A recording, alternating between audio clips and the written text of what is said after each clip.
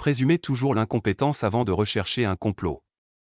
Machiavel, philosophe, 1469-1527, de nombreux Togolais ne le cachent plus, ils ont l'impression que le monde, ou en d'autres termes, la communauté internationale, ne se préoccupe pas de la désespérante situation au Togo, que cette communauté les a abandonnés. De la CEDEAO, plus précisément le syndicat des chefs d'État, à l'Union africaine, l'ONU et toute la pléiade des organisations multilatérales dont le Togo est membre, le triste spectacle qui se passe au Togo semble ne pas attirer autant d'intérêt que les situations similaires dans d'autres pays. Pour expliquer cette situation, certaines analyses versent ou essaient une explication par le complot. La lutte pour l'alternance n'aboutit pas parce qu'il y aurait un complot de la communauté internationale contre le changement de régime au Togo. Et la réalité est que cette tendance au complotisme est un sentiment qui résulte de notre perspective collective sur le fonctionnement de cette fameuse communauté internationale, et aussi de notre méconnaissance de la dynamique de ce que les Occidentaux appellent, parfois affectueusement, intérêt national. D'abord en ce qui concerne notre perspective collective, je ne dispose d'aucune donnée issue de sondages sur l'opinion des Togolais sur les relations internationales, notamment leurs attentes ou leur niveau de satisfaction vis-à-vis de la communauté internationale. Mais par rapport aux discours, aux publications et aux réactions sur les réseaux sociaux dont on a connaissance, les Togolais ont tendance à croire que parce que l'ONU ou les organisations multilatérales existent, elles sont automatiquement au service du bien commun à l'échelle mondiale, et surtout de la protection des plus faibles, y compris des populations vis-à-vis de leurs dirigeants qui les maltraitent. Les Togolais, autant que les Africains en général, croient que l'existence de ces organisations multilatérales constitue une sorte de bâton magique pour que les forts ne piétinent pas les faibles, pour que les ressources de l'Afrique cessent d'être pillées par les multinationales occidentales ou chinoises, pour que l'on traite les Noirs africains avec dignité, pour qu'il y ait X ou Y. C'est cette perspective collective qui explique notre désenchantement actuel vis-à-vis de ces organisations et notre enthousiasme à embrasser ceux qui critiquent, rejettent, taclent et même visent la destruction de ces organisations pour des raisons essentiellement différentes des nôtres. Bonjour Donald Trump. Depuis que l'être humain a compris qu'il peut obtenir certaines choses non pas par la bienveillance, mais plutôt par la ruse et la force sur les autres hommes, tout ce que l'être humain initie, même sous le couvert de causes nobles, est frappé du sceau de la ruse et de la force.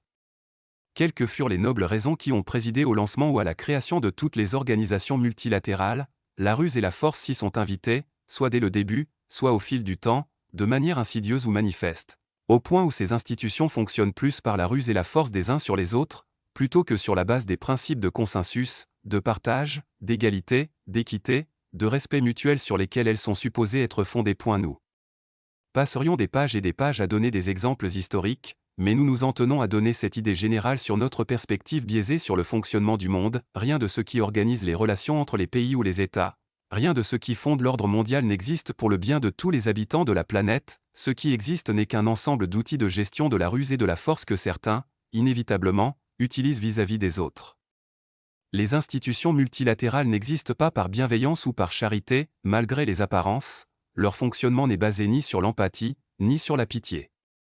Il faut en prendre note afin de n'être plus surpris que personne ne se préoccupe de notre situation. C'est tout simplement qu'en dehors des Togolais, personne ne considère que se préoccuper de la situation de notre pays est une tâche qui lui incombe. Personne, ensuite, notre méconnaissance de l'intérêt national, ce concept très cher et très présent dans le discours des pays occidentaux surtout, mais aussi des puissances dites émergentes. Les pays occidentaux tiennent à leurs intérêts nationaux, comme à la prunelle des yeux.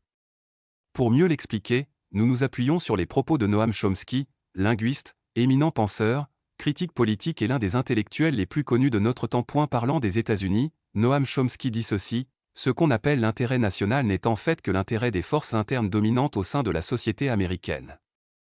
Par conséquent, l'intérêt national est constitué des intérêts de ceux qui sont riches, des grandes compagnies, celles qui déterminent la politique publique, etc. C'est cela l'intérêt national, cela n'a rien à voir avec la population. La population n'est fondamentalement pas pertinente. Tout est donc dit dans ces propos de Noam Chomsky.